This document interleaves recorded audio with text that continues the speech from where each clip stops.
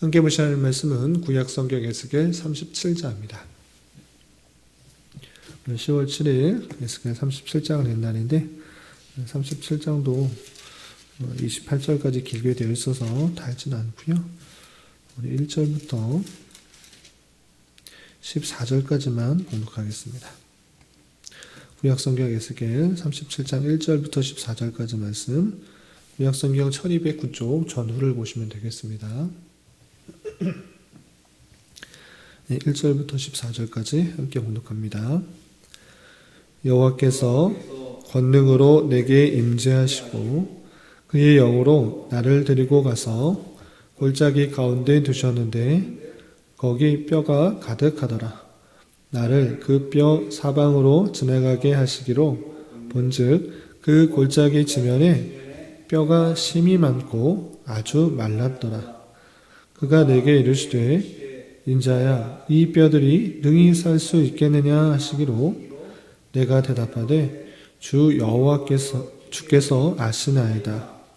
또 내게 이르시되 너는 이 모든 뼈에게 대언하여 이르기를 너희 마른 뼈들아 여호와의 말씀을 들을지어다.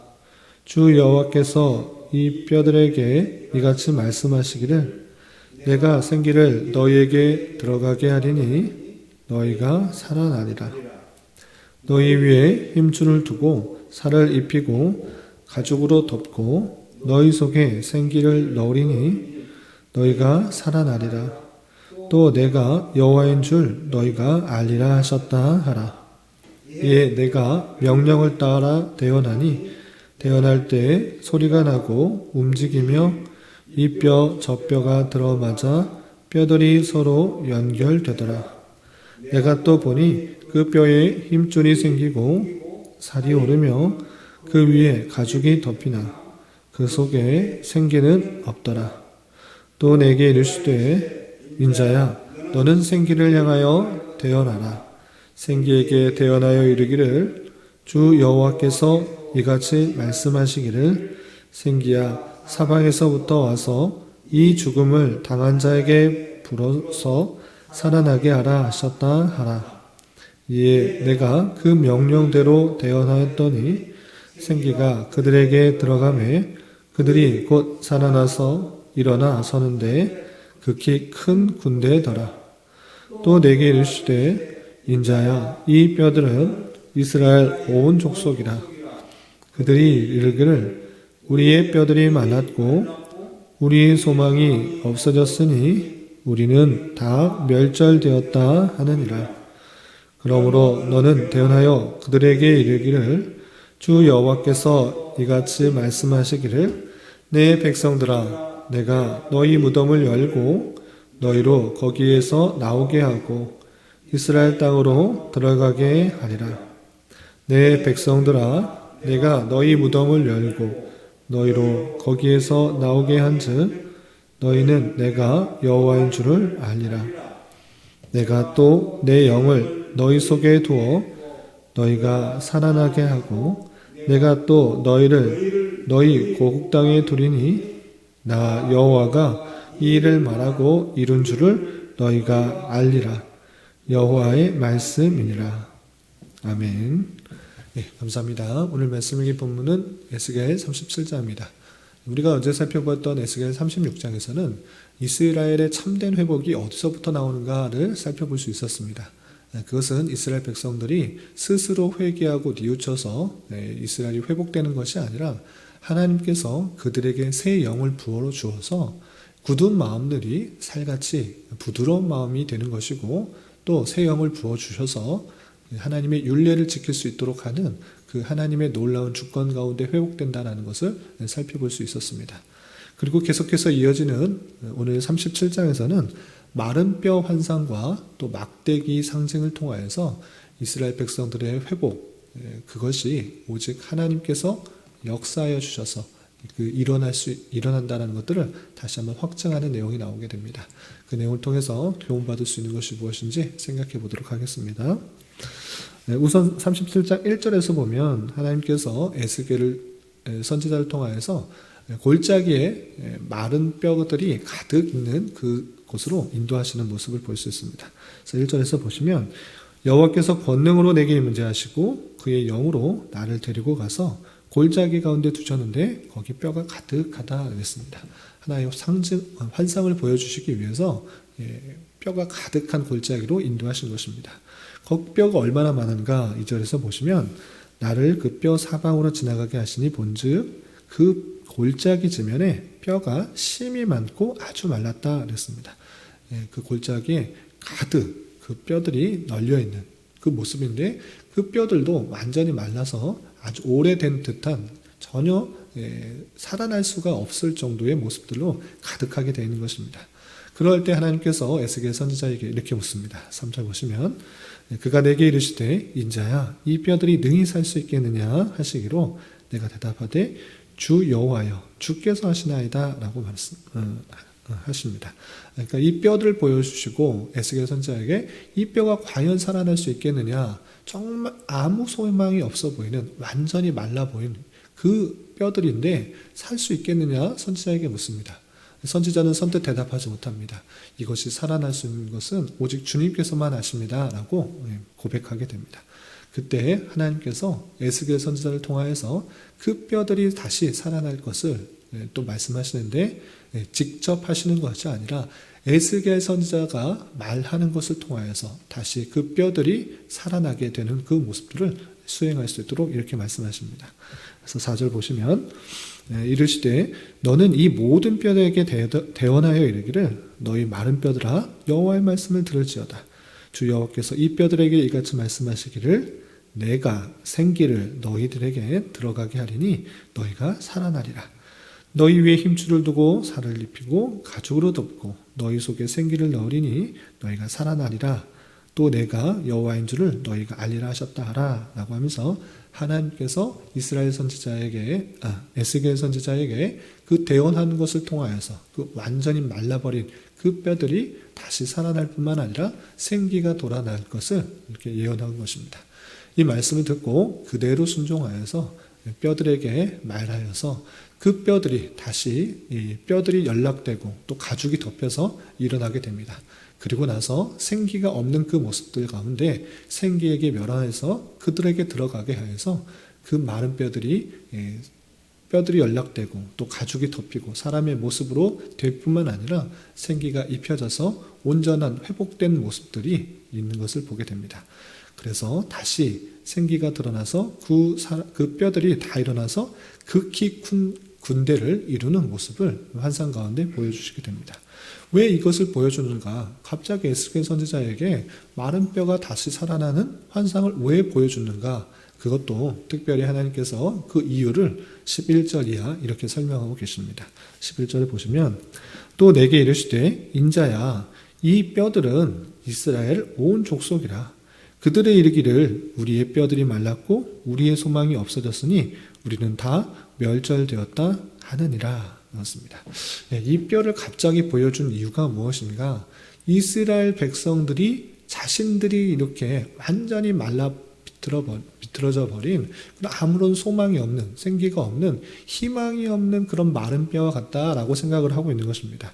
그래서 우리는 소망이 없고 완전히 멸절된 모습이다라고 생각하고 있는데 하나님께서 말씀하시면 하나님의 능력이면 그 마른 뼈와 같은 것도 다시 일어나고 회복하고 생기가 날 수 있다는 것들을 알려주기 위해서 에스겔 선지자에게 이런 에스겔 골짜기의 마른 뼈들이 다시 살아나는 환상을 보여주는 것입니다. 그래서 23절에서 보시면 그 하나님께서 주권 가운데 회복시킬 것을 다시 한번 이렇게 말씀해 주십니다.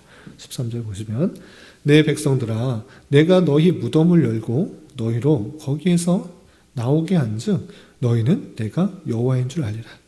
내가 또 내 영을 너희 속에 두어 너희가 살아나게 하고 내가 또 너희를 너희 고국 땅에 두리니 나 여호와가 이 일을 말하고 이룬 줄을 너희가 알리라.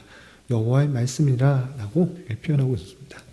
하나님께서 심판하시고 그 심판으로 말미암아 이스라엘 백성들이 다 흩어져서 아무런 소망 없고 정말 회복될 기미가 전혀 없는 그런 모습 가운데서도 하나님께서는 어떻게 하시는가? 그들의 힘과 능력으로 또는 그들의 회개로 말미암아 그들의 열심으로 말미암아 그들이 회복된 것이 아니라 하나님께서 정말 소망 없는 그 이스라엘 백성들 전전이 뿔뿔이 흩어지고 또 마른 뼈와 같이 살아날 기미가 전혀 없는 그런 모습 가운데서도 하나님께서 하시면, 하나님께서 말씀하시면, 하나님께서 역사하시면 회복될 수 있다는 것들을 보여주는 것이고, 내가 그렇게 하겠다. 분명히 내가 말하였은즉 이룰 것이고, 그것을 통해서 여호와인 줄, 모든 것을 다스리시고 통치하시는 여호와인 줄을 너희가 알게 될 것이다. 이렇게 표현하고 있는 것입니다. 그리고 14절에서 다시 한번 강조해서 무엇이라고 표현하고 있습니까? 내가 또 내 영을 너희 속에 두어 너희가 살아나게 하고 라고 표현하고 있습니다. 우리가 살아날 수 있는 것은 우리의 힘, 노력, 우리의 의지, 우리의 결단, 우리의 어떤 것으로 되는 것이 아니라 하나님께서 성령을 우리에게 주셔서 우리가 살아나게 된다는 것을 다시 한번 강조하고 있는 것입니다. 어제도 말씀 36장 26절 27절에서도 말씀드렸다시피 우리가 살펴본 것과 같이 새 영을 너희 속에 두고 새 마음을 너희에게 주어서 우리가 다시 살아나는 것이고 우리가 율법을 지킬 수가 있는 것이고 규례대로 행할 수 있는 것이다 라고 표현하고 있고, 마른 뼈와 같은 이런 전혀 소생의 기미가 없는 그런 모습 속에서도 하나님께서 그 백성들을 긍휼히 여겨주셔서 성령을 부어주심으로 말미암아 그 성령이 우리 가운데 있으므로 다시 살아나게 되는 것이고 다시 회복된다라는 것들을 강조하고 있는 것입니다. 이렇게 하나님께서 그 백성을 회복시키시는 것은 하나님의 절대적인 주권 가운데 하나님께서 긍휼히 여겨주시고 성령을 부어주심으로 말미암아 회복되게 되는 역사를 우리는 다시 한번 살펴볼 수 있습니다. 그리고 계속해서 15절부터 28절까지는 그것에서 그치는 것이 아니라, 회복에서 그치는 것이 아니라 이스라엘 백성들의 흩어졌던 그 모습들, 다시 남유다와 북이스라엘 모두가 다시 회복되어서 한 나라를 이루고 한 왕을 통하여서 온전한 통치, 영원한 통치가 일어날 것을 또 상징적으로 예언하게 됩니다. 그 내용도 조금 더 살펴보겠습니다. 16절에서 보시면, 인자야 에스겔아 너는 막대기 하나를 가져다가 그 위에 유다와 그 짝 이스라엘 자손이라 쓰고 또 다른 막대기 하나를 가지고 그 위에 에브라임의 막대기 곧 요셉과 그 짝 이스라엘 온 족속이라 쓰고 그 막대기들을 서로 합하여 하나가 되게 하라. 내 손에서 둘이 하나가 되리라. 이렇게 표현하였습니다. 하나에는 유다와 그 짝 이스라엘 자손, 그리고 또 하나는 에브라임 곧 요셉과 그 짝 이스라엘 족속이라고 하고, 유다와 또 에브라임, 그러니까 북이스라엘과 남유다가 그것이 한 족속으로 하나를 이루어서 온전히 합하여서 하나가 될 것을 이렇게 표현하고 있는 것입니다. 원래 이스라엘 족속은 한 나라였습니다. 그럼에도 불구하고 솔로몬의 죄악으로 말미암아 북이스라엘과 남유다로 이렇게 나눠지게 되었는데, 그리고 각각 죄악으로 말미암아 패망하게 되었는데, 하나님께서 이 나라, 하나님의 택하신 그 백성들을 다시 회복하여서 하나가 되게 하고 또 함께 될 것이다는 것들을 이 막대기 상징을 통하여서 알려주는 것입니다. 이렇게 그것을 또 보여주시고 그것의 뜻이 무엇인지 또 좀 이렇게 밝혀주고 있습니다. 19절에서 보시면, 너는 곧 이르기를 주 여호께서 이같이 말씀하시기를 내가 에브라임 손에 있는 바 요셉과 그 짝 이스라엘 지파들의 막대기를 가져다가 유다의 막대기에 붙여서 한 막대기가 되게 한즉 내 손에서 하나가 되리라 하셨다라 하고, 너는 그 쓴 막대기들을 무리의 눈에 앞에서 손에 잡고 그들에게 이르기를 주 여호와께서 이같이 말씀하시기를 내가 이스라엘 자손을 잡혀간 여러 나라에서 인도하며 그 사방에서 모아서 그 고국 땅으로 돌아가게 하고 그 땅 이스라엘 모든 산에서 그들이 한 나라를 이루어서 한 임금이 모두 다스리게 하리니 그들이 다시는 두 민족이 되지 아니하며 두 나라로 나누지 아니할 것이라 라고 표현하였습니다. 막대기에 이름을 써서 또 하나로 붙고 이 하는 그 상징적인 행동을 통해서 이제 흩어졌던 그 민족들이 다시 회복되어서 한 나라를 이룰 것이고, 그리고 한 임금이 모두 다스리게 될 것이다. 이렇게 표현하고 있습니다. 여기서 한 임금이 그건 과연 누구인가? 그것에 대해서도 또 보충하여서 설명해 주고 계시는 것입니다. 그 내용이 24절 이렇게 되어 있습니다. 24절 보시면 내 종 다윗이 그들의 왕이 되리니 이 한 임금이 누구인가? 라고 할 때 내 종 다윗이다 라고 표현하고 있습니다. 그래서 내 종 다윗이 그들의 왕이 되리니 그들 모두에게 한 목자가 있을 것이라. 그들이 내 규례를 준수하고 내 율례를 지켜 행하며 내가 내 종 야곱에게 준 땅 곧 그의 조상들이 거주하던 땅에 그들이 거주하되 그들과 그들의 자자손손이 영원히 거기에 거주할 것이요 내 종 다윗이 영원히 그들의 왕이 되리라 라고 표현하고 있습니다. 회복되어서 한 임금을 통하여서 다스리게 되는 그 모습을 선언하셨는데 그 한 임금이 누구인가 라고 할 때 내 종 다윗이다 라고 표현하고 있습니다. 내 종 다윗이 그 임금이 되어서 왕이 되어서 그 나라를 온전히 통치할 것이다. 야곱에게 약속하였던 그 땅에 영원히 거주할 것이다. 이렇게 표현하고 있는 것입니다. 여기서 이 다윗이 누구이겠습니까? 실제 죽었던 다윗이 다시 살아나는 것이 아니라 다윗의 자손을 통하여서 약속하셨던 그 메시아, 그 참된 왕이신 예수 그리스도를 통하여서 온전한 통치가 이루어질 것을, 그리고 하나님께서 약속하신 그 땅에서 영원히 살 것을 말씀해 주고 있는 것입니다. 이것을 그냥 문자적으로 그냥 이해하여서 이스라엘 그 땅, 가나안 땅 지역에 있는 그 지역에서 이스라엘 백성들이 영원히 살 것이다. 이게 문자적으로 이해하는 것이 아니라 다윗의 자손으로 오신 하나님의 택하신 백성들 전체가 예수 그리스도의 참된 왕으로서의 통치를 받아 그분의 통치를 받아서 영원히 살게 될 그 하나님 나라의 백성들의 모습들을 설명한 것으로 우리가 이해해야 될 것입니다. 그렇게 되어서 궁극적으로 하나님께서 택하신 백성들과 하나님과의 어떤 관계가 이루어지는가 계속해서 반복되는 표현인데 그들은 내 백성이 되고 나는 하나님이 되리라 이것을 알려주는 것입니다. 하나님께서 왜 자꾸 그들의 백성들에게 나는 왕이 되겠다 또 그 백성 너희는 내 백성이 될 것인가 라고 할 때 하나님의 주권 가운데 하나님의 뜻하신 가운데 하나님의 작정하신 그 백성들과 영원한 그 관계를 이루어 가시는 언약의 하나님인 것을 우리는 말씀을 통해서 계속해서 확인할 수가 있는 것입니다. 그래서 오늘도 반복되는 표현 23절 말미에 그들은 내 백성이 되고 나는 그들의 하나님이 되리라 라는 표현이고 또 27절에 나는 그들의 하나님이 되고 그들은 내 백성이 되리라 라고 하면서 하나님께서 친히 택하신 그 백성들에게 하나님이 되어주시고 그 하나님의 백성 그 되어주시는 그 언약을 다시 한번 이루어 가시는 그 놀라우신 은혜를 살펴볼 수 있는 것입니다. 내 힘과 노력으로서 절대 이루어내는 것이 아니고 하나님의 뜻하신 가운데 선하신 뜻하신 가운데 택하신 백성들을 끝까지 지켜 보호하여 주셔서 비록 죄 가운데 얼룩져 있어서 또 죄 가운데 아무런 소망이 없는 그런 모습 가운데서도 하나님께서 성령을 부어주셔서 다시 회복되게 하시고 하나님의 말씀을 지키도록 하시고 영원한 예수 그리스도의 통치를 받아 하나님의 백성이 되는 놀라운 관계를 이루어 가시는 그 모습들을 우리는 확인할 수가 있는 것입니다. 이 말씀이 구약 시대에는 이스라엘 백성이라는 그런 제한된 그런 모습으로 보여주신 것이고 신약 시대에는 우리 이방인에게도 또 동일하게 적용되어서 하나님의 택하신 백성들이 혈육적 유대인들에게만 있는 것이 아니라 이방인에게도 하나님의 택하신 백성들이 있고 하나님께서 그들에게 말씀을 주시고 또 성령을 주셔서 주님의 백성이 되고 주님의 자녀가 되는 놀라운 특권을 받은 것을 우리는 다시 한번 생각해 볼 수 있는 것입니다. 이 말씀 통해서 우리가 교훈받을 수 있는 것이 무엇입니까?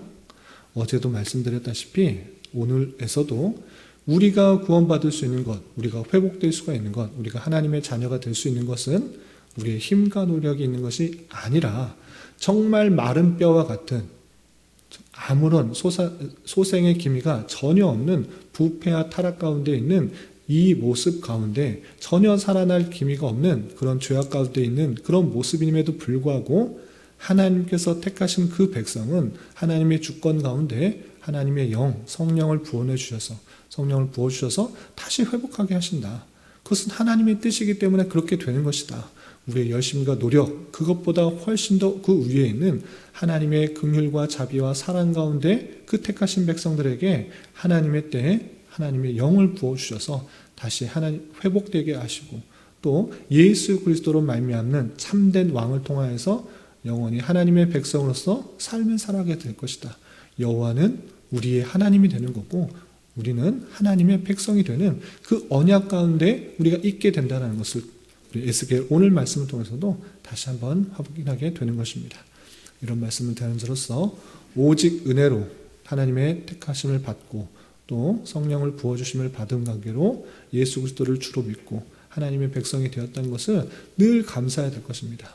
우리 안에서 발견되는 것은 죄악과 더러움과 부패와 타락인 것입니다. 좌절할 수밖에 없는 그런 모습임에도 불구하고 하나님께서 나를 택하여 주셔서 성령을 부어주시고 또 예수님을 구주로 모시고 하나님의 백성이라 고백되었다는 것을 믿으며 내 자신의 어떠한 것을 의지하는 것이 아니라 날마다 순간순간마다 주님께서 주시는 힘과 능력과 성령으로 하나님의 말씀대로 순종하며 하나님을 따를 수 있는 자로서 살아가야겠다고 고백하며 살아가야 될 것입니다. 이런 교훈에 따라 오늘 하루 또 남은 한평생 힘있게 살아갈 수 있는 저와 여러분 되시기를 주님의 이름으로 부탁을 드립니다. 기도하겠습니다.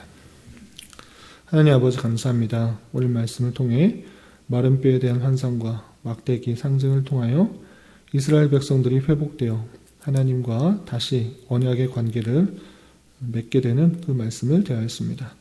이런 말씀을 대하는 자로서 마른 뼈와 같이 아무 소망이 없는 저희들을 붙들어 주시고 또한 성령을 주셔서 예수 그리스도를 믿게 하여 주시고 또 구원받게 하여 주시며 하나님의 백성으로 삼아주심을 진정으로 감사할 수 있는 자 되게 하여 주시고 주님의 자녀와 또한 천국 백성답게 오직 주님만을 의지하며 주님께서 원하시는 삶을 살아가기에 더욱 힘쓰는 자 되게 하여 주시옵소서.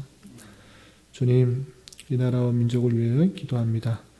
이 나라의 유정자들 가운데 주님 함께 하시고 지혜와 능력을 더하여 주셔서 올바른 통치를 할 수 있도록 인도하여 주시며 모든 백성들이 고요하고 평안한 삶을 살아가며 하나님을 온전히 섬기는 데 부족함이 없는 나라 될 수 있도록 은혜를 더하여 주시옵소서. 주님, 10월은 감사의 달로 보내고 있습니다. 한 해를 되돌아보며 가장 필요한 것으로 가장 선하게 역사하신 하나님을 잘 깨닫게 하시고 진정으로 감사할 수 있는 한 달과 한 평생이 될 수 있도록 인도하여 주시옵소서.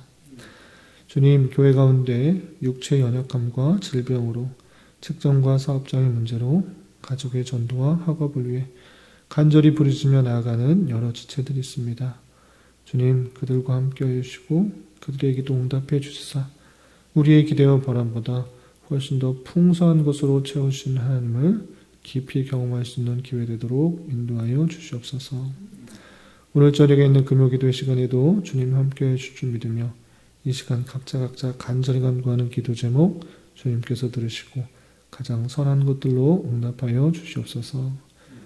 예수님의 이름으로 기도 올리옵나이다. 아멘.